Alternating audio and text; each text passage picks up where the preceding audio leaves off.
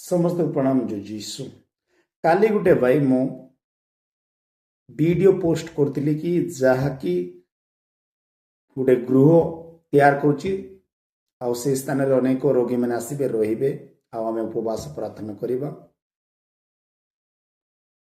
से वीडियो मु पोस्ट करिछि आ गोटे भाई कमेंट रे लिखिछन्ते आपण माने मध्य पढ़िबे। से कमेंट रे लिखिछन्ती तमे गृह निर्माण करूछो घर तैयार तो लोक मैंने कहीं मेडिकल जाउछन्ती आउ से भाई को कही देबा को चाहे लोक मैंने एते बोका नुहंती।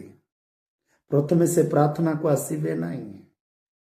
जे कोनसी क्रिश्चियन हो मुस्लिम हो बा हिंदू हो जे कोनसी व्यक्ति प्रथमे जीव मेडिकल जाउछि ट्रीटमेंट होउछि चेरमूली पाकु जाउछि गुणी पाकु जाउछि तांत्रिक पाकु जाउछि वैद्य पाकु जाउछि जाई जाई पैसा सब सरी जाइथिबो। उपाय नाई आमर पाक आइके उपवास करबो तेरे करे बना होछि। उपाय नाई ना सब सरला आ उपाय नाई। से भाई को कहि देबे सब सरला पछ उपाय नथिबो उपवास करिया पई सेही घर मु तैयार करूछि।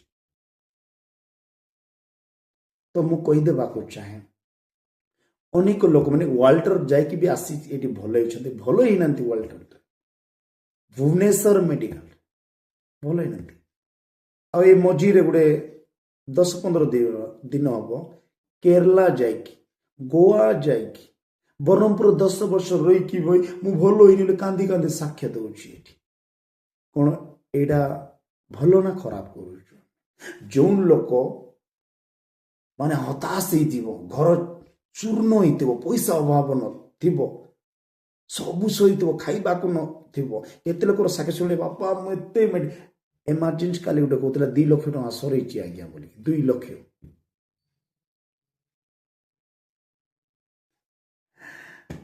तो मु कहीदेवा चाहे मु भूत हो कि जहाँ भी हो किंतु मते जीसु जो दायित्व देइछि सेही वाक्य कही अनेक लोक मैंने सुस्थ होती अनेक लोक मैंने मद छाड़ुंट अनेक लोक मैंने आरोग्यता लाभ करुछंती परिवर्तन होउछंती सेटा ही मु